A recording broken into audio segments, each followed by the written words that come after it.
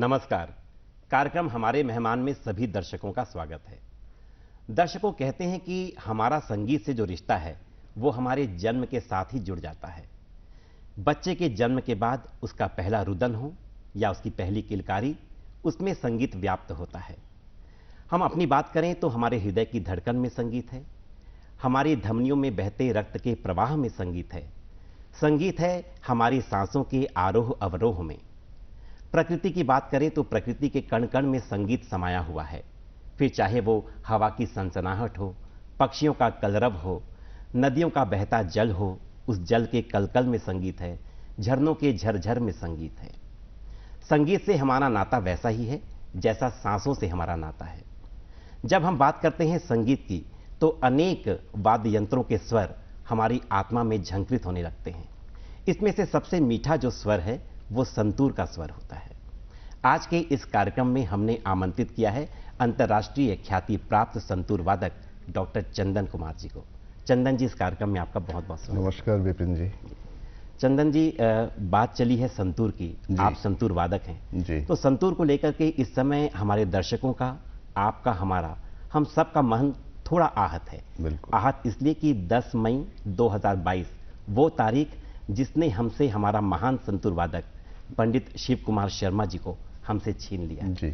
लेकिन ये छीनना, ये खोना वास्तव में खोना नहीं है। मुझे लगता है कि अपने संतूर के माध्यम से, उसकी धुनों के माध्यम से वो हमेशा हर भारतीय के हृदय में झंकृत होते रहेंगे। क्या कहते हैं आप? देखिए, संतूर के योग पुरुष जी पंडित शिव कुमार शर्मा जी नहीं है, ये तो कल्पना नहीं कर सकते। और आज हम जो आपके साथ बैठे हैं, मैं उससे पहले मैं कुछ कहूँ, मैं पंडित जी को अपना संतूर के माध्यम से श्रद्धांजलि देना चाहता हूँ। बिल्कुल सही कहा आपने। मैं थोड़ा सा धुन मैं उनका नहीं, जरूर चाहेंगे हम। और ये श्रद्धांजलि हमारे दर्शकों की ओर से, दूरदर्शन परिवार जगदलपुर की ओर से पंडित शिव कुमार शर्मा जी के लिए।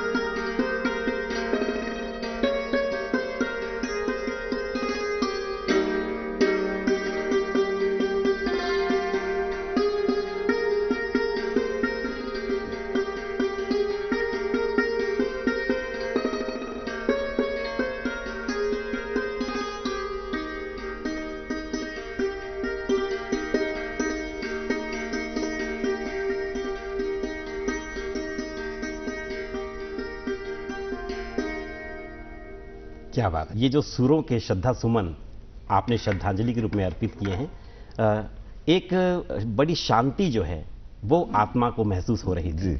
और कहीं ना कहीं ये श्रद्धांजलि जो है वो पंडित शिव कुमार शर्मा जी तक पहुंची होगी इस कार्यक्रम के माध्यम से। अब आपसे जानना चाहेंगे हम, संगीत को अगर परिभाषित करने की बात है तो आपके शब्दों में वो परिभाषा क्या होगी? देखिए, मैं समझता हूं कि संगीत के मधुर ध्वनियों, जी, स्वरों, जो स्पेशल कुछ नियमों के साथ, लय तान के साथ मन को प्रस्फुटित करे, जी, वही संगीत है। मतलब हर वो सुर जो आत्मा को आनंदित करे, जी, वो संगीत है। जी जी। क्या जी। बात है, बहुत ही सुंदर परिभाषा आपने दी है। अच्छा, डॉक्टर चंदन कुमार और संगीत, क्या रिश्ता है आपस में? देखिए, मेरा रिश्ता तो संगीत के साथ बिल्कुल बचपन से है। जी, जब मैं 6 साल के थे, जी, तब मेरा चाचा जी एक्चुअली ए ग्रेट आर्टिस्ट थे ऑल इंडिया रेडियो में। संतूर वादक थे? नहीं, उन्होंने गिटार वादक थे। जी, एवं उनके साथ मैं रहता था और बस तब से शुरू किया। मेरा इच्छा था गिटार सीखूं, जी, लेकिन चाचा जी का कहना था ये कि नहीं, गिटार अभी नहीं, क्योंकि संगीत के लिए ताल का नॉलेज सबसे जी, मेन होता है। जी, तुम तबला सीखो। अच्छा, जी, तो मैं मानता था बहुत चाचा जी को, तो मैंने तबला शुरू किया। तबला कुछ साल बीत गया, फिर मैंने बोला गिटार। बोले नहीं, जी, गिटार नहीं, आप तो तुम एक काम करो, इंस्ट्रूमेंट स्ट्रिंग्स वाला सीखना था, सितार सीखो। अच्छा, तो मैंने सितार सीखा 8 साल। 8 साल सितार सीखा, फिर कुछ बजा भी थोड़ा बहुत। लेकिन दुर्भाग्यवश मेरा एक एक्सीडेंट में मेरा एक उंगली का थोड़ा पोर्शन कट गया, जो मेन सितार का यूज होता है, तो मेरा सितार बजाना बंद हो गया। तो कहीं ना कहीं जो है सितार की जो एक यात्रा शुरू हुई थी, जी, वो इस छोटी सी दुर्घटना ने उस यात्रा को रोक दिया। ऑफ कर दिया। लेकिन मैं उस लेकिन टाइम, संगीत की यात्रा आपकी नहीं रुकी। जी जी जी जी, उस टाइम मैंने सोचा मैं क्या करूं, मैं बहुत आघात मिला था मुझे। जी, तो उसके बाद मैं घर में बोलता था कि मुझे और कुछ इंस्ट्रूमेंट सीखना है अभी। जी, तो संतूर का इच्छा बहुत दिनों से था मेरा साथ, जी, बट संतूर बहुत कॉस्टली था, बहुत कॉस्टली इंस्ट्रूमेंट। मिनिमम आप इसको अगर बिगिनिंग से शुरू करेंगे तो जी। 20-25 हज़ार से कम संतूर नहीं आता था। एक संतूर 20-25 हज़ार से खरीद के सीखना संभव नहीं था। उसके बाद मेरे मिसेस से चर्चा हुआ, श्रीमती जी ने जी, मेरा सरप्राइज देके मुझे संतूर गिफ्ट किया। क्या बात है।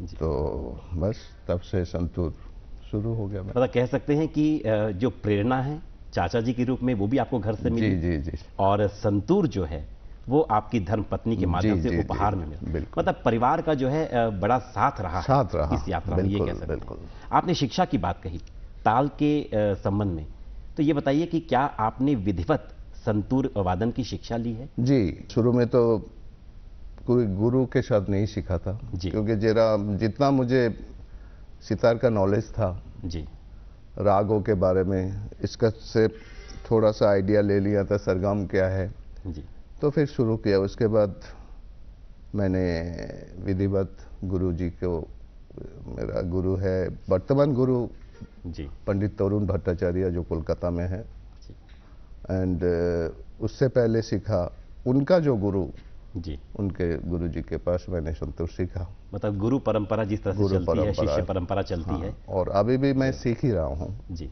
क्या बात है। देखिए, ये एक बड़े कलाकार की यही बात होती है, यही बड़प्पन होता है कि वो जीवन भर अपने आप को शिष्य मानकर सीखता ही चला जाता है। जी जी, संगीत का कोई एंड नहीं है ना। जी हाँ, संगीत का भी कोई बोलता है मैं पूर्ण संगीतज्ञ हूँ, जी, मेरे ख्याल में कोई नहीं बोल सकता है। तो ये यात्रा जो आपकी चल रही थी, ये किन किन पड़ावों से होकर गुजरी है? क्योंकि मन में आपके गिटार सीखने की ललक थी, तो वो ललक क्या आपने पूरी की, या फिर एक बार जब आप संतूर को समर्पित हुए तो फिर अब तक की ये यात्रा संतूर के साथ ही आगे बढ़ रही है? देखिए, मैं तो वर्तमान में या फ्यूचर में जी, मैं संतूर को ही लेके आगे बढ़ना चाहता हूँ। मैं बाकी सारे इंस्ट्रूमेंट को वहीं स्टॉप किया जी, और संतूर के साथ आगे बढ़ूंगा मैं। तो मंजिल क्या है आपकी, कहाँ तक आपको लगता है कि आपको जाना है? देखिए, मंजिल तो ख़त्म नहीं होता कभी, और मेरा मंजिल यही है कि मैं बस सीखते जाऊं और थोड़ा बहुत बजाते जाऊं और लोगों को प्रसन्न करते रहूं, यही मेरा मंजिल है। तो बस हम चाहेंगे कि लोगों को प्रसन्न करने के इस पड़ाव में आप एक धुन हमें ऐसी सुनाइए जिससे हमारे दर्शकों का मन आनंदित हो जाए। एक छोटा सा धुन आपको जी सुनाना चाहता हूं।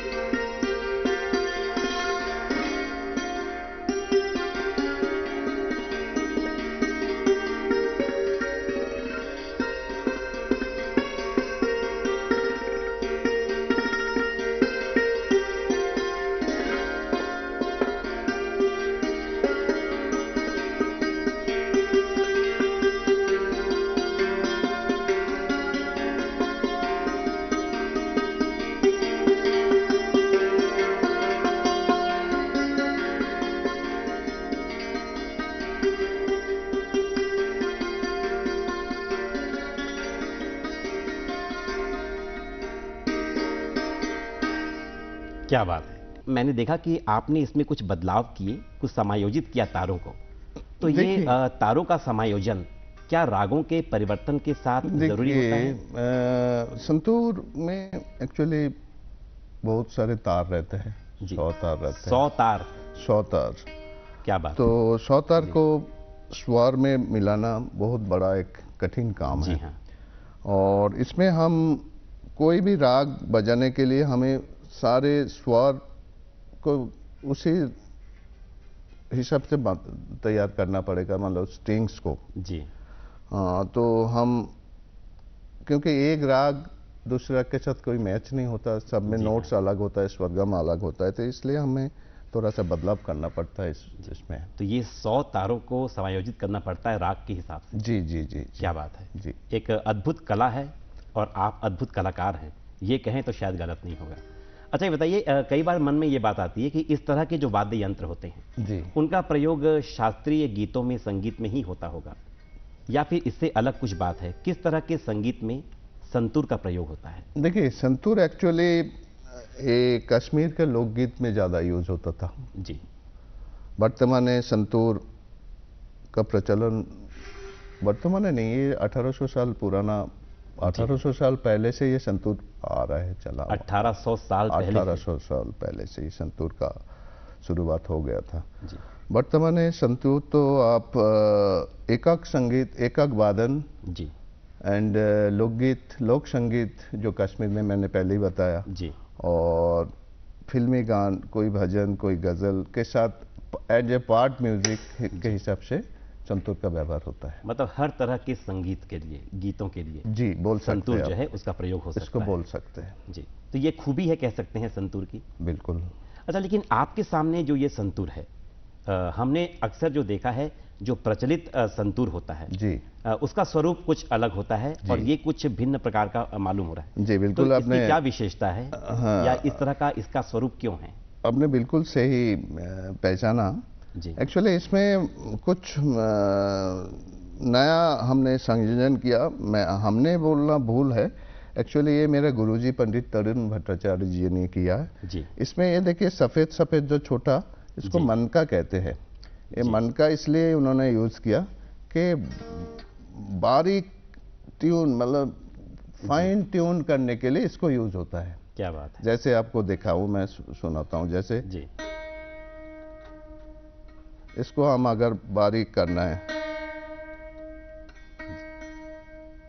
मैच कर लिया। तो ये जो मन का है इसको समायोजित करके समायोजित हम धुनों में परिवर्तन कर सकते हैं। बिल्कुल नहीं, धुनों में नहीं, इसको ट्यूनिंग, ट्यूनिंग कहते हैं, फाइन ट्यूनिंग। फाइन ट्यूनिंग के लिए ट्यून, मतलब और ज्यादा मधुर जी वो जी, धुन सुनाई दे। बिल्कुल। और एक चीज इसमें संयोजन किया, ये जैसे हमारे गुरुजी ने किया, ये जो बेस होता है, बस बेस के आवाज, जो गंभीर आवाज, इसके लिए ये चीज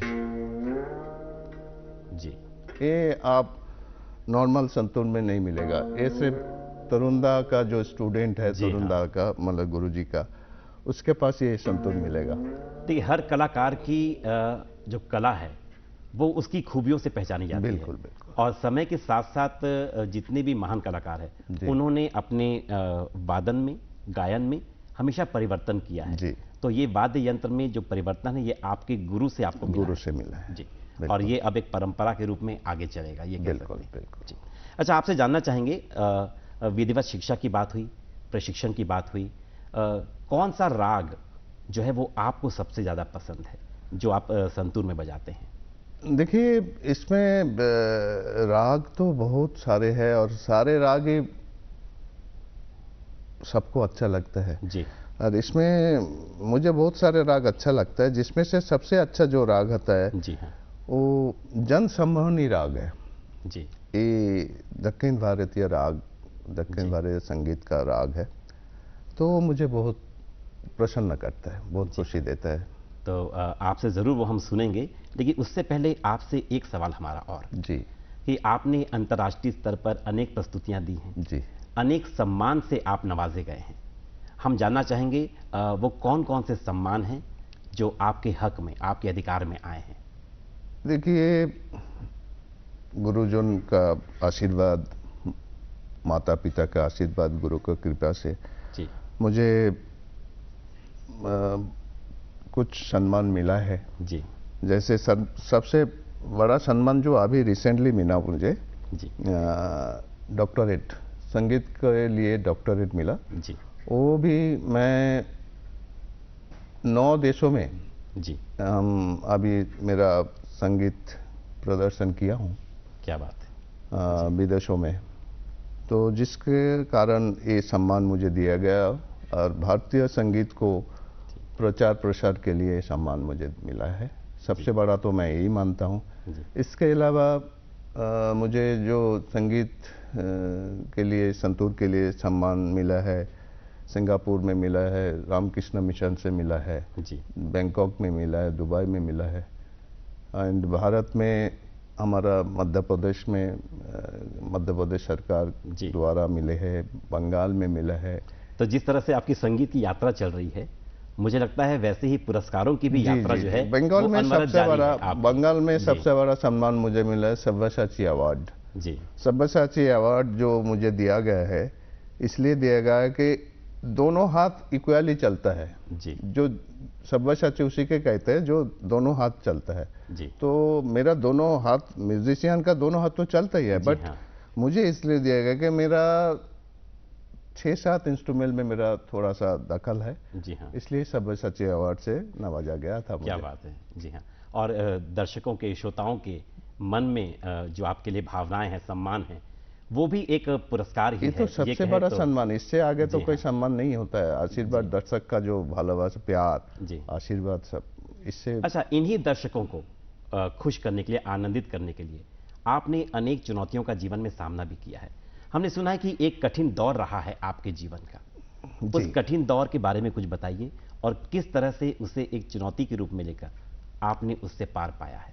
देखिए ये तो सचमुच एक कठिन दौर है मेरा जिंदगी में। 2014 में मेरा एक कठिन बीमारी, कैंसर जैसे बीमारी में जी मुझे पकड़ लिया था एंड ऐसे कंडीशन हो गया था कि मैं शायद और बस मेरा एंड मान लीजिए ऐसे ही हो गया था। तो उसके बाद बॉम्बे में मुझे एडमिट करा गया एंड मेरा बेटी जो है जी, आप कह सकते हैं डॉक्टर के साथ साथ मेरा बड़ी बेटी शायना ने मेरा जीवन वापस किया, जिंदगी वापस किया। और ये हम सबका सौभाग्य था, कला प्रेमियों का, संगीत प्रेमियों का, हर भारतवासी का, कि आपने वो जो कर्क रोग का जो दौर था वहां से आप निकल करके आए और आज हमारे साथ हैं इस कार्यक्रम में। हम चाहेंगे कि इस पड़ाव में जो आपका मनपसंद राग है, आपने जिसकी बात कही, जी, वो राग हमारे दर्शकों को जरूर आप सुनाएं। बिल्कुल बिल्कुल। ये कौन सा राग है ये राग जनसम्मैनी जी, दक्षिण भारतीय राग है। बहुत ही मुझे अच्छा लगता है राग। मैं समय तो बहुत ही कम है, तो मैं एक बंदिश उस राग का सुनाता हूँ। जरूर।